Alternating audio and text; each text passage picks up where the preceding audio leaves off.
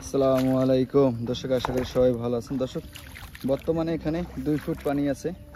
এই 2 ফুট পানির মাঝেও জার্মান হোয়াইট হাইব্রিড ঘাসের কোয়ালিটি এবং কাটিংয়ের মানগুলো আপনাদের সাথে শেয়ার করার জন্য আজকের এই ভিডিও ধরেন। দেখেন দর্শক, 100% পরিপক্ক এই কাটিং। এই ঘাসটা আপনার যত পানি হোক, পানিতে শুকনাতে উভয় জায়গায় উচ্চ ফলনশীল একটি ঘাস, এই জার্মান হোয়াইট হাইব্রিড ঘাস।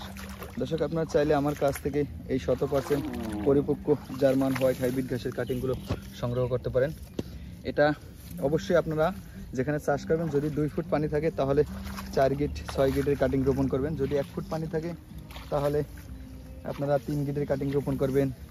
যদি পানির পরিমাণ কম থাকে তাহলে অবশ্যই 2 গিটের কাটিং রোপণ করবেন। আমাদের দেশে যে ভুলগুলো হয় দর্শক, তাহলে কাটিং রোপণ করবে কোন পানি অনুযায়ী কতটুকু থাকে সেই জিনিসটা খেয়াল করে না, যার কারণে ক্ষতির সম্মুখীন হয়। আপনারা যারা এই ধরনের ঘাসগুলো চাষ করেন, পানিতে অবশ্যই সবসময় খেয়াল করবেন কতটুকু পানি আছে। যদি 6 ইঞ্চি পানি থাকে তাহলে অবশ্যই 10 ইঞ্চি কাটিং নেবেন, 3 গিটের কাটিং নেবেন। 3 গিটের কাটিংয়ে 18 ইঞ্চি হয়, আর 2 গিটের কাটিংয়ে সর্বোচ্চ 6 থেকে 8 ইঞ্চি হয়।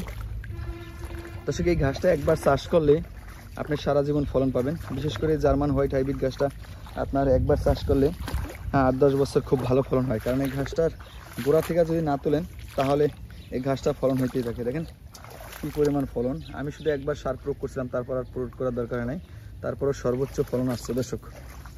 দর্শক, এই জার্মান হোয়াইট হাইব্রিড ঘাসটা চাষ করতে হলে অবশ্যই আপনাকে জমি নির্বাচন করতে হবে। নিচু জমিতে শুরুতে 2টা চাষ দেবেন। চাষ দিয়ে প্রতি 1% জমিতে 1%তে 500 গ্রাম পটাশ ব্যবহার করবেন। যদি 20% জমি হয় তাহলে 10 কেজি পটাশ ব্যবহার করবেন। ব্যবহার করে জমি 2টা চাষ দিয়ে থুয়ে দেবেন। এরপর আপনারা কাটিং সংগ্রহ করবেন, যেখান থেকেই করেন, আমার থেকে হোক বা অন্য কোথা থেকে হোক। কাটিং সংগ্রহ করার পরে আগে আপনি নির্বাচন করবেন আপনার জমিতে কতটুকু পানি আছে। যদি পানি অনুযায়ী আপনার কাটিংয়ের সাইজ রোপণ করতে হবে। এরপরে 20% হলে 10 KG urea, 10 KG DAP, 2 KG গ্রোজিং, 2 কেজি ম্যাগমা, 2 কেজি থিওবিট, এবং পাশাপাশি যদি আপনি সর্বোচ্চ ফলন পেতে চান তাহলে 10 কেজি জিপসার নেবেন।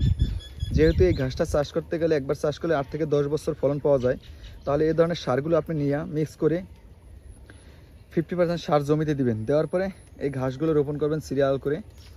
প্রতি 1 ফুট পর পর একটা করে কাটিং রোপণ করতে হয়। একটা করে কাটিং রোপণ করতে এতে শতাংশতে 300 পিস কাটিং লাগে। দর্শক, এই জার্মান হোয়াইট হাইব্রিডের 33% জমিতে 9,000-9,500 পিস কাটিং লাগে। এই ঘাসটা একবার রোপণ করলে আপনি 8 থেকে 10 বছর নির্দ্বিধায় কাটতে পারবেন। এর বেশিও কাটা যায়, কারণ আপনার এই ঘাসটা একবার চাষ করলে যদি গোড়া থেকে আপনি না তুলে ফেলেন তত সারা বছর শুধু ফলন হইতেই থাকে। যেমন আমরা 16 সালে চাষ করছি, এখন 25 সাল চলে, এখনও ভরপুর এই ঘাসটা হইতেছে।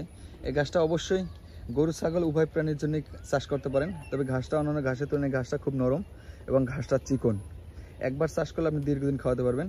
এবং যেহেতু শুরুতে সার দিয়ে ঘাসটা চাষ করছেন, ঘাসটা চাষ করার 10 দিনের মাথায় শতাংশতে আধা কেজি করে ইউরিয়া সার দেবেন।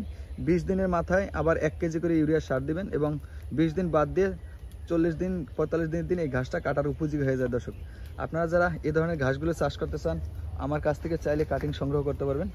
কারণ একবার এই ঘাস চাষ করলে 7-8 বছরে আর এই ধরনের ঘাস চাষ করার দরকার হয় না। কারণ সব পরিবেশে এই ঘাসটা উচ্চ ফলনশীল, পানিতে এবং শুকনাতেও।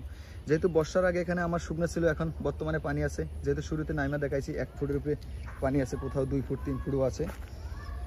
দর্শক, এই ধরনের ঘাসের কাটিংগুলো সারা বাংলাদেশ ক্যাশ অন ডেলিভারি দিচ্ছে, এবং ডেলিভারি চার্জ সম্পূর্ণ ফ্রি।